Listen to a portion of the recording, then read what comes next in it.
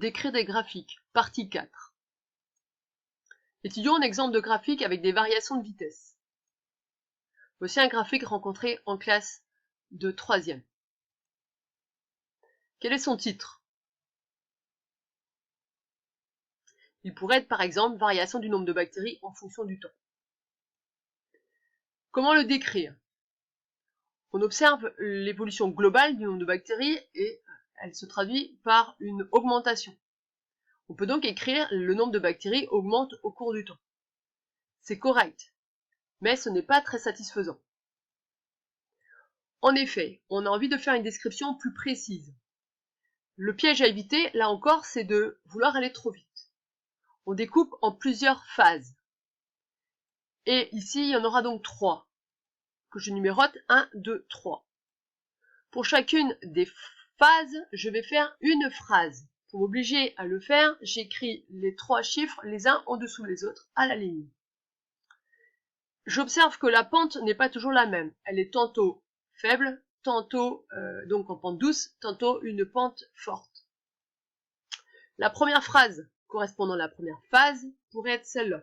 D'abord, le nombre de bactéries augmente lentement pendant 2 heures. Le mot lentement, ici, correspond à ce qui se passe lorsque la pente est douce. Ensuite, je pourrais écrire, puis il augmente rapidement jusqu'à 8 heures. En effet, on voit que le nombre de bactéries passe de 2 à 10 000 par millilitre. Le mot rapidement va venir ici préciser donc cette pente raide. Dernière phrase, pour la dernière phase, enfin, le nombre de bactéries augmente lentement. Je retrouve l'adverbe lentement pour parler de cette pente un petit peu douce. Maintenant, voilà, vous êtes capable de décrire toutes sortes de graphiques, c'est déjà bien. Voici des graphiques qui vous attendent bientôt en classe de 3e. Observer, décrire, c'est la première étape. Elle est essentielle, elle permet ensuite de pouvoir interpréter. C'est ça le plus intéressant. Cette étape étant bien faite, on peut avoir des points facilement aussi dans les évaluations, y compris au bac. Donc on s'applique.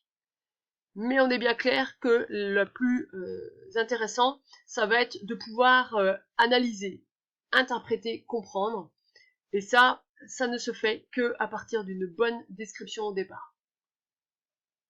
Voilà, maintenant au travail, bon courage.